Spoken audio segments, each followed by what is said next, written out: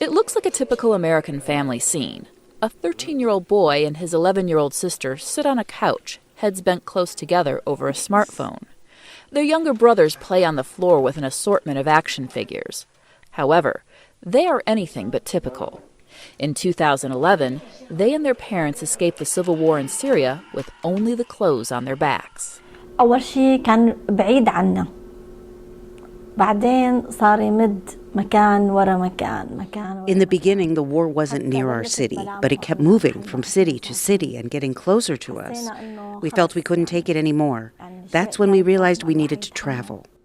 Wayed Alamud's husband, Fadi Lababidi, owned a small business which allowed him to travel to Jordan and find a temporary safe haven for his family. But in the month he was gone, border security tightened so much that it took 4 attempts and finally a bribe to get them out. Once in Jordan, they saw their home, business, and nearly everything in their city bombed and turned to rubble. The family realized they would never go home again. As life for the thousands of Syrians fleeing into Jordan became more difficult, Lababidi applied to the UN for refugee status. My concern was to take my family any place good. The family spent nearly 3 years in limbo. During their last year in Jordan, the adults underwent a series of 6 interviews, each lasting 5 hours. Then the call came. Exodus Refugee Immigration would help them move to Indianapolis, Indiana. They had just 6 days to prepare and knew little English. Sarah Hindi, then an intern with the social service group, met them at the Indianapolis airport to act as their interpreter and became the family's mentor. I took on the opportunity to be a friend for them, to be a family member for them that was here before, that grew up in the United States, that knew what life was like being an Arab and Muslim in the United States. The kids quickly picked up English, happy to be back in school. Lababidi got a job, and for the most part, the community was helpful and welcoming. Then came November's terror attacks in France. In response, governors of more than half the states, including Indiana, signed a petition to stop Syrian refugees from resettling in the United States.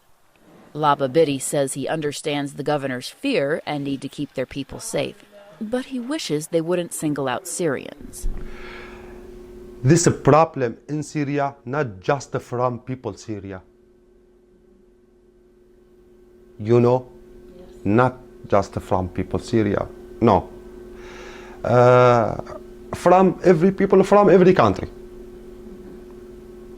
From Iran, from Iraq, from France, from America, from Europa, from Lebanon, from Jordan, from every people. The family has made it their mission to counter the link between Syrian refugees and terrorism. They've extended an invitation to anyone to come to their home for a cup of Alamud's deliciously rich Arabian coffee and to hear their story. اللي عم يقوموا بالأعمال المشينة أو بالأعمال السيئة. People who commit all these horrible acts in the name of Islam don't know Islam at all. Islam does not order killing. Those people don't represent Muslims at all. The family hopes someday even Indiana Governor Mike Pence will visit their home to see they are truly like any other American family. Kids on their smartphones, mom in the kitchen, dad working hard. They've just been through a little more to reach for the American dream. For VOA News, I'm Erika Celeste in Indianapolis, Indiana.